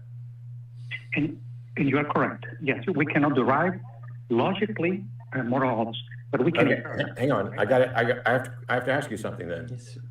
So I don't think we can derive moral oughts, and you just told me I was correct, but I thought you were calling in to say that we could. I'm calling to say that we can infer moral oughts, and actually in a transcendental way, an objective way. But you just told me I was right when I said that you couldn't. Correct. You are right that we cannot derive them in a logical way, like in a logically. Well, if all you're going to do is say that we can infer them, that's not objective. That's just your opinion. Oh yeah, that I wanted to demonstrate that is not just my opinion. Okay, go ahead, give it a shot. Okay, here it goes. So, transcendental objective moral oughts can be inferred by many types of beings, including animals and humans, right? And that's my proposition, right? So, well, I'm not sure that's right. The problem is that you say inferred. Yes, not derived, infer. Okay, animals, keep going. Other than humans, I don't think so. Okay, and a way to demonstrate that, currently, in the last 2-3 years, probably 4 years, there's been an advance in artificial intelligence, and these are machine learning algorithms. These are called reinforcement learning, right? And especially the area of policy learning in that, in machine learning, is something that if you read and associated the fancy words that they have, they pretty much can get a neural network to infer an ought automatically. Okay. Stop. Yes. You just said they can get a neural network to pretty much infer an ought. That is not the same as saying that we can derive objective moral oughts. That is not even in the same ballpark. And you started by saying that these can be inferred. No, you started by saying these can be inferred by many types of beings, but I don't want you to keep telling me about inferred by many types of beings or telling me what can happen with an AI. I want you to make an evidence-based case for your position. Okay, evidence-based case. So as evidence, right, there is a type of, this neural network can learn the rules of how to exist in an artificial environment just by being exposed to it. It has not been programmed or pre-programmed to do it, but it can learn it, right? And in a similar way, I propose, right, that animals from very simple animals, stop. Based on their... Stop. Okay, sorry. Yep. You haven't done a thing to explain. You just asserted neural networks can learn rules without any programming. That's bullshit. There is programming involved. Now, for example, when I follow like AlphaGo or the various AIs that have learned about chess. For a second. All it was okay. When Matt refers to AlphaGo, if you don't know what AlphaGo is, then look it up, because it is the most fascinating piece of artificial intelligence in order to play a game against a human being. Look up AlphaGo. There is a program, a TV program about AlphaGo playing a human being, and the TV program I think is about 90 minutes long, but it's absolutely compulsive watching. Just look it up. It's amazing. Was taught. Now, for example, when I follow like AlphaGo or the various AIs that have learned about chess, all it was taught was the basic rules of chess, and then it played itself and completely learned everything that the world has discovered about chess in a matter of hours. But it still had to learn the basic rules of the game. And so there was still some level of programming there. It's not just like you could turn an AI on and it would figure out all of the rules and the goal of the game and come up with a strategy. Because the core to have any strategy to make a conclusion about what the ought I'll put a link in the comments. You have to know what the goal is. Correct. Yes. Okay, let me expand a little bit there. But AI in chess knows what the goal is. Okay, yes. You are correct in that these are programmed, but they are not programmed in the case of the rules. Most of the rules, they have to have some programming, right, to just exist in the computer, right, to actually run. I'm a computer programmer, so yes, they need to have some programming, but the important part, that is what they call the policy, which is pretty much a rule or an ought. That is the part that is learned. That rule or ought. Then you're doing. No, stop. We have to stop again. You are doing what I did many years ago, and I was corrected on it. When someone challenged me to solve the is-ought problem, I made the case that you can't derive an ought from an is, but that you could derive an ought from two is statements. And what was pointed out to me then is that I was smuggling in the ought, because the two is statements that I included were the current state and the goal. Well, yes, once you tell it what the goal is, but when you talk about moral truths, when you talk about determining what we ought to do, all of that is contingent upon what the goal is. And you can have opinions about the goal, but nobody knows what the goal is. How do you know that the goal isn't to kill everybody else on the planet and be the last ones around? That's a great point. Yeah, let me expand that in this case in the biological beings, right? Imagine that we have a very simple organism, right, that starts killing everybody around, right? It's the only one that's left. Yeah. Right, and does it pretty much automatically, and it could kill its own offspring. Yes. Right? So its DNA will not survive that process, right? So at some point, evolutionarily, its DNA will discover at least the basic rule of don't kill your offspring. No, right? no. You are assuming right there that the goal is to carry on your genetic code. You are assuming that is true. That is the off that you are smuggling in. You have no way to demonstrate that it is objectively true that for one's DNA to propagate is the goal. You have assumed a goal. That is the flaw. It's the same flaw that I made years ago, Walter. You are simply wrong. You cannot derive an ought from an is. You have to say, here's the goal. And you just did that because you assumed that the creature will discover, oh, don't kill your offspring or else your genetic code won't continue.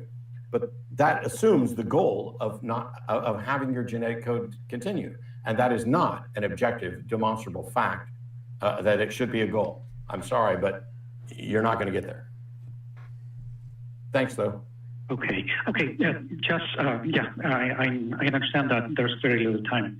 Just read a little bit about reinforcement learning and Walter, learning within it. Walter, I find it really disturbing that you're trying to give me fucking homework when I just spotted the flaw in your argument.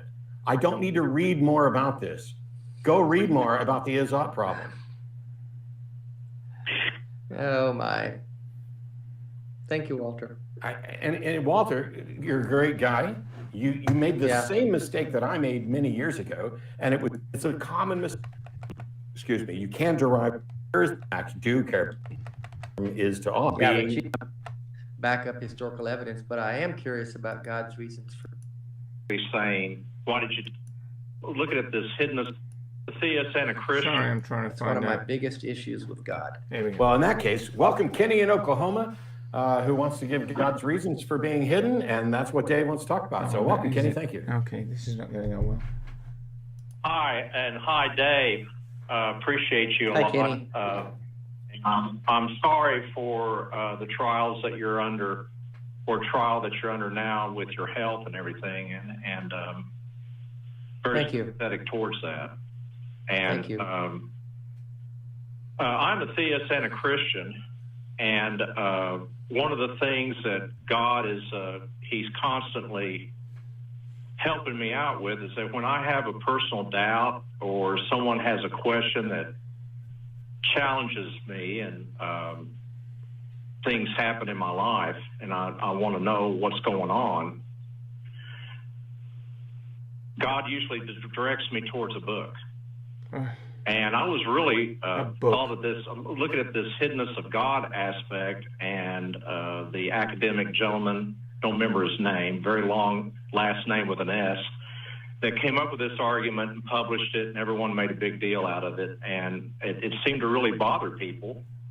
And it was being used, of course, by Matt and others, and hi, Matt, and to the reason why, God's not being much of a God.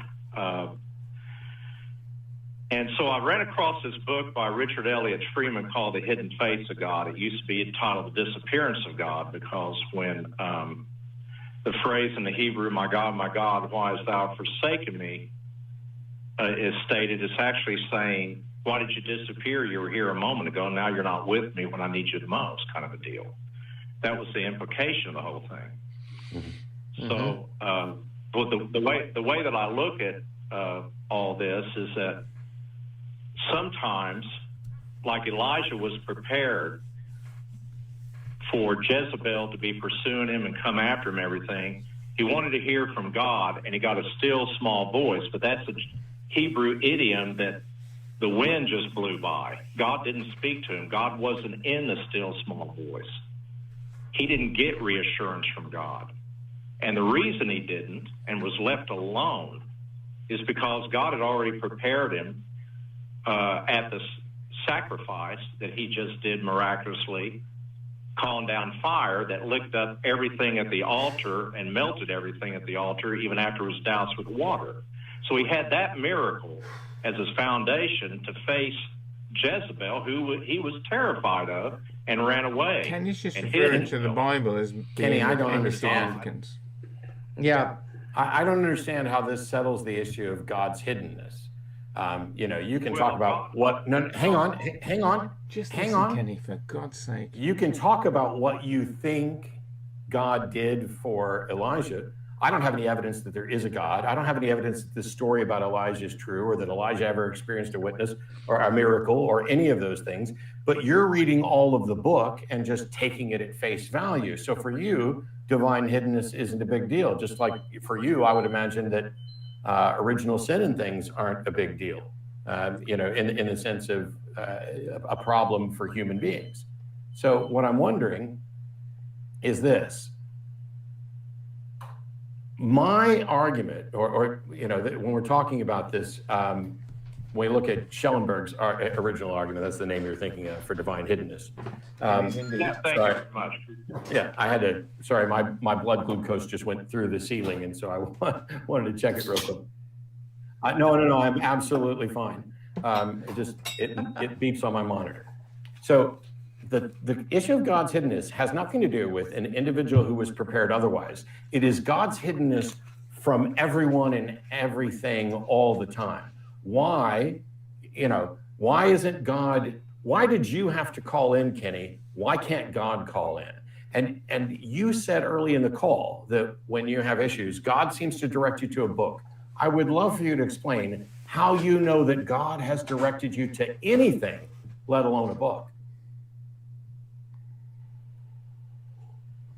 Well, because it's the right book when he directs me to one.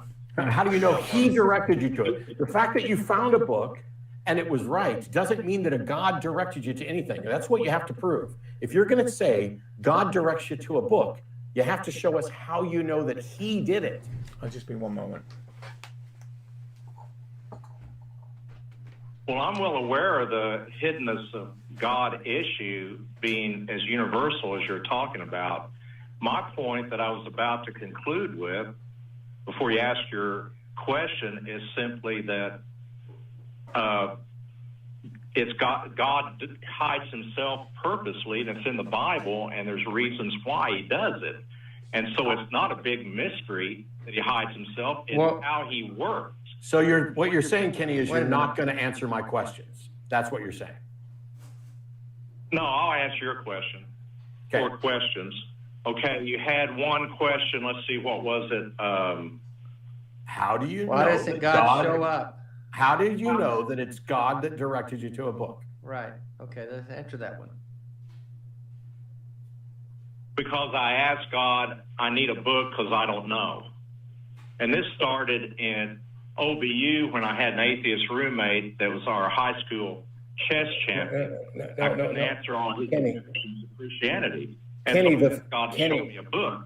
Kenny, from that point on, I got books, and I answered them all and got I'm sorry, Kenny, but the fact that you said Kenny, the fact that you said God direct me to a book and you found a book doesn't mean that God directed you to a book any more than you said God take away my headache means that God cured you of your headache. And so it doesn't matter how the circumstance turned out when the purpose of getting the book was to say. Correct. You have to show that God, Kenny, you have to show that God did it. If you prayed for God to take away your headache and your headache went away, do you think it's reasonable to conclude that God took away your headache?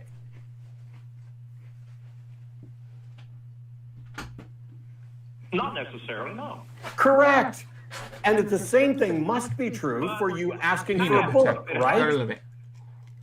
If it happens every time I have a headache. Okay, Kenny. Okay, then this is easy. No. Everybody stop. This is easy. Kenny, listen to me. I want you to go ask God to point you to a book with a specific message that will change my mind. And call me back when God points you to that book. And don't call me back until that happens. Kenny, can I ask you something? No, because Kenny's gone. Oh, shit. I don't I mean, the hit. Just so frustrating. Yeah, those are frustrating. We hit the 6 o'clock hour, and one of the nice things is that Kenny recognized that, hey, I prayed and my headache went away. That doesn't mean God did it. But Kenny is convinced that, hey, every time I ask God for a book, God gives me a book. or he finds just the right book. Well, now, maybe it's interesting to me that God can give Kenny a book to read, but he can't save if you don't a young try girl peanut who's butter, being raped try and it. tortured. Low And she cries out to high God, and God protein, remains hidden really to good. her. But God's going to give Kenny a book he's looking for. Fuck me. that's I'm why sorry. we didn't continue. Kent of fire. It's not about logical possibility. Too quick. Get nowhere. I have one last call I want to try and take real quick. I hope that it's something we can address quickly as we are over time. But Richard in Nevada, we are past time. I apologize. I know you've been waiting a really long time. How can we help? Well, we got 2 people still watching. Thank you for taking my call. Well done. It's really late. I want to talk about what is logically possible versus an illogical concept. Okay, but for example, logical possibility and illogical concept is not a proper dichotomy. So I don't understand the verses there. So go ahead and tell us what you're pondering. But I think we have a terminology issue. Okay, thank you. Okay, for example, fire cannot logically exist if one of 3 elements is missing, such as heat, fuel, or oxygen. No, sir. That's not Richard. That has nothing to do with logic. The fact that the fire triangle exists. It's extreme logic. You cannot. No, Richard, are you going to let me try and help you here or not? Go ahead. Okay. This is about the physical properties of fire. It's not about logical possibility. Okay? So all you're saying, when you say fire can't logically happen if one of the elements, that's not a logical thing. That is a science thing. It just happens that you can make a logical argument about it. Reasoning, sir. Logic is sound reasoning. Now, I don't know here, Richard, because I said we had a terminology issue. Logical possibility has a fairly specific meaning within philosophy and logic. So, okay, ask your question again using whatever terminology you want, and I'll try and get us there. Okay, let me give you another illustration. For example, light. The speed of light cannot travel a light year in 6 months. That would be an illogic. So can I stop you here? Because the sentence that you just uttered was the speed of light cannot travel a light year in 6 months. However, the speed of light doesn't travel. It's light that's traveling, and it travels at a particular speed, and that speed is controlled by the medium through which it's traveling. So the speed of light in a vacuum is the speed at which light travels through a vacuum. You are correct that light could not travel in a vacuum the distance that it would normally cover in a year in 6 months. That is correct. What is the point you're trying to make, Richard? What's the point you're trying to make about logic? And there you go with Dave. He really gets low tolerance of bullshit, and he likes people to get to the point rather than slowly build up. Just what are you trying to say? What's the point you're trying to make about logic? Okay, well, there's a logical concept and there's an illogical concept. And Matt said something about 2 weeks ago, what I really want to comment on. He said, I'm paraphrasing, but Matt said if evolution were somehow proven false, that would somehow no way prove the existence of God, and that's 100% illogical. No. That's 100% correct. That is 100% correct, Richard, because if we prove that evolution, the scientific model, evolution by means of natural selection, if we prove that it were wrong, that would not prove that a God exists. Of course it wouldn't. We can't logically exist here. That's an illogical concept. I'm sorry, Richard, but I'm trying to explain this to you, Richard. And I know you called in because you heard me say something, and you want to tell me that it's illogical. But the fact is, my statement is absolutely correct and undeniably so. If you disprove evolution, that does not prove that a God exists. It does. Of course it doesn't. No, it doesn't. How so? Because How so, Richard? much in the same way that your original statement about logical possibility versus... It could easily be that the model that's being used is not the right model. It could be that further evidence means that the model that you had is not quite the right model. Like we had a model for the atom, which was the plum pudding model. But then when the alpha particle experiment was carried out, where alpha particles were fired, and they were expected to just go straight through, but they didn't. Some of them got deviated and some of them bounced back. We had to change the model. Just because you could prove that one model is incorrect does not mean therefore God. Versus illogical concept is not a true dichotomy. Evolution and God is not a true dichotomy. Of course it's not. It is a false dilemma. I'm sorry that you don't understand the concept, but it's like saying, let's imagine for a second, maybe this will make sense, Richard. If we proved that the germ theory of disease were wrong, does that mean that diseases are caused by demons? No, of course not. Thank you. You just agreed with me, because proving evolution wrong, proving the germ theory of disease wrong, neither of those means that you've proved something else is true. It doesn't mean that it proves that demons are responsible for disease, and it doesn't prove that God exists. You have actually just trapped yourself by agreeing with a logically valid in structure argument. You have no way out now. I'm supposed to be a very logical person, and that's the one reason why I brought up the other 2 points. Not logical. The one thing I cannot, I'm like you in the sense, Matt, is I cannot stand stupidity. It drives me crazy. Whoa, okay, Richard can't stand stupidity. This is called a pregnant pause. Okay, so what is Richard being? Let's move on. We won't call him stupid. So no, Richard, you're nothing like Richard. Shut up. I'm going to mute you because I'm going to say this. You're nothing like me. You say that you can't stand stupidity.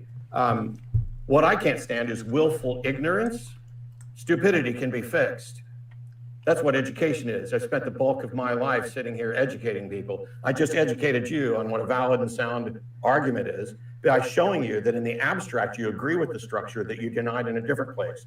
Now, if you want to define stupidity as willful ignorance, then yes, you and I are both have. Hey, Matt, is he trying to say that if we prove evolution is not true, then by default the creation story is true? Is that what he's? Oh my gosh, he was talking the whole time he was on mute. I tell you what, Richard, we'll just agree that neither of us can stand stupid, and we'll put me in that category, and you won't have to listen to me anymore. So thanks.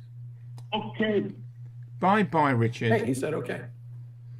Well, I guess I'm just pointing out that the word Richard, the person Richard, the name Richard, shortened his dick.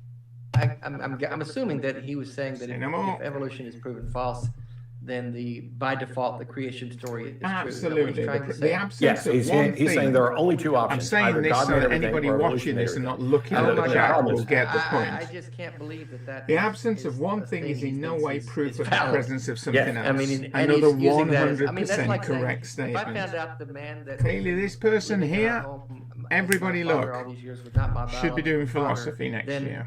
The postman must be. Or what the hell?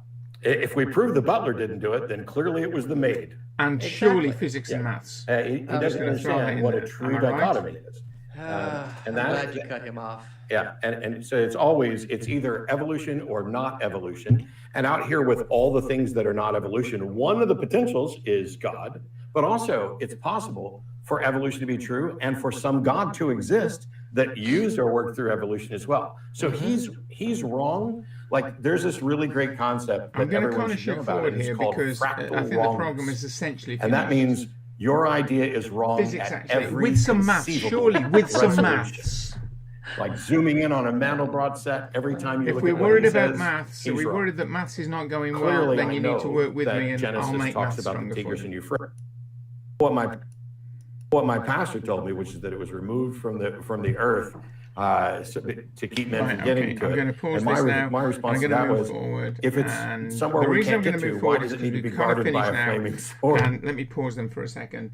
And the reason that I've paused it there is because if you don't watch or listen to or kind of like link in with the Atheist Experience on Discord, then you might want to check out the Discord server for the Atheist Experience, because after the program they normally have the two hosts, or at least one of them, on Discord so that they can talk. And I really want to listen to Dave if I can jump in there. So I'm going to kind of forward this. I'd like to say, as I normally do at the end of these programs, let me just shoot to the end. I'd like to point out that I hope you've enjoyed this. I hope that it's been useful, and I hope that those that kind of jumped in will jump in next week. And please make sure that you take every opportunity in your life to help other people. The point about life, I would like to argue, is to make a positive influence on somebody else's life, and that's what it's all about. And there is no life after this life, so make this life count. Be good to yourself, make sure you stay safe, don't take any stupid risks, and be nice to your parents, especially your mother. Take care, be happy, and I'll see you soon. And if you like it, what is the phrase? Like, subscribe, and bing that notification bell so you get notification of stuff coming up. And check the other videos, because I do not follow the YouTube algorithm. My use of YouTube is so bad for YouTube, it's like awful. I have like stuff to do with dogs, and I have stuff to do with physics, and I have stuff to do with gaming, and to have those 3 different areas on one YouTube channel is just like, it's like the devil on YouTube. It doesn't work for them. Their algorithm doesn't work, so I am constantly not really helpful for them, and they're not happy with me. So please make sure that you, if you like it, you keep jumping in. Take care, be happy, and again, do good. I'm going to stop this now. I'm going to end the stream.